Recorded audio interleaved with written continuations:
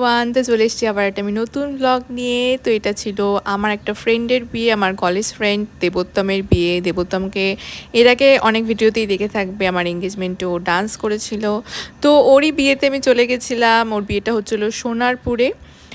যেহেতু আমি ওর রিসেপশনটা অ্যাটেন্ড করতে পারবো না, তাই ওর বিয়েতেই আমি গেছিলাম। আর এখানে দেখো আমি রেডি হয়ে গেছি, আর ঘরের অবস্থাটা কিছুটা এরকম করে আমি যাচ্ছি এবার বিয়ে বাড়ি।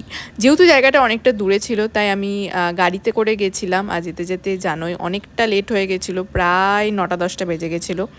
আর যে বিয়েবাড়ির দিন জানোই কলকাতার রাস্তাতেও প্রচুর জ্যাম থাকে। তো এই যে দেখো পৌঁছে গেছি এখন আমি। এখানকার একটা রিসর্ট টাইপের জায়গাতে বিয়েটা হচ্ছিল।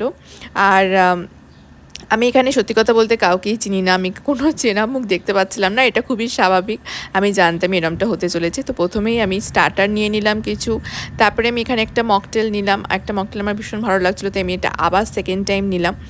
আর এই যে বারবার করে নিজেকেই দেখতে থাকছি আর দেখছিলাম যে আমি কত সুন্দর মেকআপ করি মাঝে মাঝে। মানে আমি জানি না কী করে, এত মাঝে মাঝে মেকআপটা ভালো হয়ে যায় আমার। মাঝে মাঝে মেকআপ করার আমার প্রচুর ধৈর্য থাকে, আর এক এক সময় একদমই থাকে না। আর বাই দ্য ওয়ে, আমি যে শাড়িটা পরে আছি এটা আমার ব্যাঙ্গালোর থেকে কেনা বিয়ের সময় একটা শাড়ি। তো যেটা আমার জাস্ট এমনি কিনেছিলাম ব্যাঙ্গালোর থেকে। এগুলো ব্যাঙ্গালোর সিল্কই বলতে পারো। এটার দাম নিয়েছিল ওই 4,500 টাকা মতো। ব্যাঙ্গালোরের শাড়িগুলোর একটারই প্রবলেম যে প্রচুর পাড়গুলো ভীষণ চওড়া হয়, তো এটাই একটা প্রবলেম। যাই হোক, এখানে চলে এলাম এবার খাওয়ার জায়গাতে, কারণ একটু রাত হয়ে যাচ্ছিলো যে তাড়াতাড়ি বাড়ি ফিরতে হবে তার জন্য। এখন তো আমেরিকাতে চলে এসেছি, এখন সত্যি বিয়েবাড়ি জিনিসটাকে ভীষণ মিস করি।